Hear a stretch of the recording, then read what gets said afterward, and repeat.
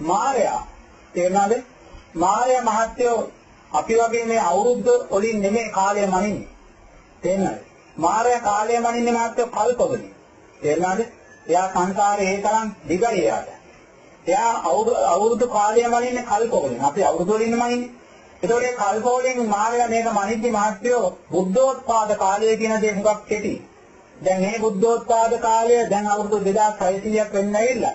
තව අවුරුදු 100ක් තියෙයි. මේ සාසනයේ අර්ථයන් නේ. සාසනයේ පවතිනවද? අර්ථයන් නැහැ. චතුරාර්ය සත්‍යයක් නෑ. ආරෂ්ඨාංගික මාර්ගයක් ගැන පටිච්චසමුප්පාදයක් ගැන කියන්නේ නෑ. තේරෙනවද? ලෝකේ සැපයි කියලා කියන්නේ. හොඳට ඉගෙන ගන්න, හොඳට කන්න, හොඳට නාන්න, හොඳට ගෙවල් දොරවල් හදාගන්න මේ ජීවිතේ විඳින්න. ඕක තමයි තව අවුරුදු 50 100ක් ගියාට පස්සේ අපිට ඇහෙන ධර්මයේ. චතුරාර්ය සත්‍යයක් අපිට ඇහෙන්නේ නෑ. ඒ කියන්නේ ධර්මයේ අර්ථය ගිලිහිලා යනවා. ආමුදුරවරු ඉන්නවා.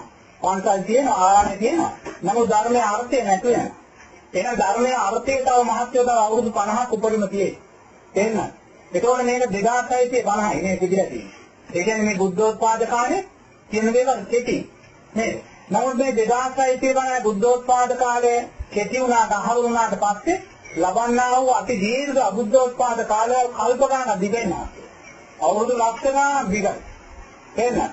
ඒතකොට මේ බුද්ධෝත්පාද කාලය කියන මේ පුංචි කාලේ අවුරුදු 2650 වෙනි කාලවල තුල මාය හැම වෙලාවම අපිව මේ දානය, සීලය, තෙරුවන් කෙරෙහි ශ්‍රද්ධාව, මෛත්‍රිය කියන කොටු කරලා තියෙනවා.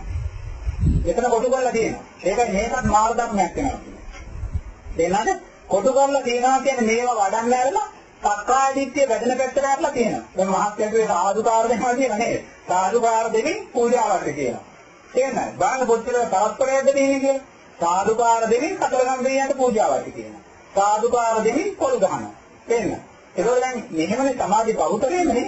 ඒකෝ මේ මායя මෙතනනේ අපිව කියලා තියෙන්නේ. සම්මයි මේ තෙරුවන් කෙරේ ශ්‍රද්ධාව කියන තැන, සීලය කියන තැන, මෛත්‍රිය කියන දන් දෙන්නේ අපි සක්කාය දිට්ඨිය වඩව ගන්නවා. මොකද මායя දන්නවා මහත්යෝ මෙතනින් අපිව බින්දෙවෝ. තේරෙනවද? මෙතනින් කැඩිලා යන්න ඇරියොත් මේකෙන් ගැලවිලා යයි කියලා. තේරෙනවද? ඒ නිසා මෙතනම මාන්නේ සකස් වෙන ආකාරයෙන්, සක්කාය දිට්ඨිය සකස් වෙන ආකාරයෙන්, මම ඉහළට යන ආකාරයෙන් මේක කර කර ඉන්න අරිනවා මේ 2600. තේරෙනවද? 2650 මේක කර කර ඉන්න අරිනවා. මේක කර කර ඉන්නරලා 2650 ඉවර වෙනකොටම මාර්යා දන්නවා යාටයි ලෝකයක් තියෙන කියලා. බුද්ධෝත්පාද කාලයේදී බුදුරජාණන් වහන්සේගේ ධර්මයේ. ඒක ඉවර වෙච්ච තැනයි මාර්යාටයි ලෝකයයි. ධර්මයටයි නෑ මාර්යා. මාර්යාටයි. ඒකල කොහොම හරි ඔබලාම මේ මාර්යා මෙන්න මෙතන කරකෝ තියෙනවා. සක්කාය දිට්ඨිය වැඩෙන ආකාරයෙන් මමත්ව වැඩෙන ආකාරයෙන් මේවා කරන්න লাগে. සතරපාරේ නිදින පැත්තට යන්න දෙන්නේ නෑ. සක්කාය දිට්ඨිය තින්දන පැත්තට යන්න දෙන්නේ නෑ. සීලබ්බත පරාමාස තින්දන පැත්තට යන්න දෙන්නේ නෑ. විචිකිච්ඡාව තින්දන පැත්තට යන්න දෙන්නේ නෑ. මේ තුන කරකෝ තියෙනවා. මොකද මායя දන්නා අවුරුදු 2650 කියන්නේ එයාගේ කාලයත් එක්ක ගත්තාම පුංචි දෙයක් කියලා. 2650 පැමිණ ගමන් මහත්යෝ මායяගේ ග්‍රහණය ආයිමත් ධර්මයේ අර්ථයක් මහත්යලා කැරෙන්නේ. තේරෙනවද? මේ ජීවිතේ තමයි මහත්යලා ලැබෙන අවසාන අවස්ථාව. මහත්ය මේ ජීවිතේ සක්කාය දිට්ඨිය තිඳගන්න පැත්තට නොගියොත් මම දන්නේ සිඳිලා කියලා.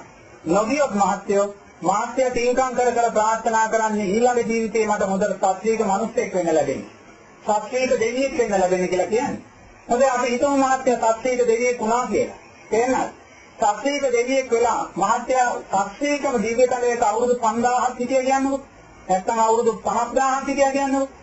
ඒ 5000 හිටියත් අවුරුදු 5000 හිටියත් මාත්‍ය නැවත එතනින් චුත වෙන්න ඕනේ. තේරෙනවද? මාත්‍ය දෙවියෙක් විතරයි මාර්ගඵලලාභී දෙවියෙක් උනේ නෑ. සක්කාය දිට්ඨිය සිඳුන නෑ මේ ජීවිතේ. දෙවියෙක් විතරයි උනේ, සැප විතරයි ලැබුවේ. එතනින් අවුරුදු 5000ක් 10000ක් 20000ක් 25000ක් දිවිසක විඳලා මහත්ය චුත වෙලා නැවත මනුස්ස ලෝකෙට වැටුනොත් මහත්ය වැටෙන්න ඕනේ එක්ක ක්‍රිස්තියානි අම්මා කෙනෙක්ගේ මව් පුතකට, එක්ක මුස්ලිම් අම්මා කෙනෙක්ගේ මව් පුතකට, එක්ක හින්දු අම්මා කෙනෙක්ගේ මව් පුතකට, බෞද්ධ අම්මා කෙනෙක් තාත්තා කෙනෙක් ලෝකේ නැහැ. එහෙනම් බෞද්ධ අම්මා කෙනෙක් තාත්තා කෙනෙක් ලෝකේ නැහැ. ඒ නිසා දෙවියෙක් වෙනා වැඩක් නැහැ මහත්යෝ තින් කරලා. දෙවියෙක් වෙනා අපි කොච්චර කල් ජීවිත ලෝකේ හිටියත් අපි නැවත වැටෙන්නේ මහත්යෝ මිත්‍යා දෘෂ්ටික මව් පුතකට, මිත්‍යා දෘෂ්ටික තාත්තා කෙනෙකුට දාවා ඉපදෙන්නේ. ඒ මිත්‍යා දෘෂ්ටික මව් පුතකට වැටෙන වෙලාවෙ ඉඳන් අපි මිත්‍යා දෘෂ්ටික ගණයට වැටිලා ආත්මත් අපිට ගොඩ එන්න කල්පකාමකින් බෑ. ඒ නිසා බුදුරජාණන් වහන්සේ කියන්නේ ඔබ මාර්ගඵලලාභී මිනිසෙක් වෙන්න. මාර්ගඵලලාභී දෙවියෙක් වෙන්න.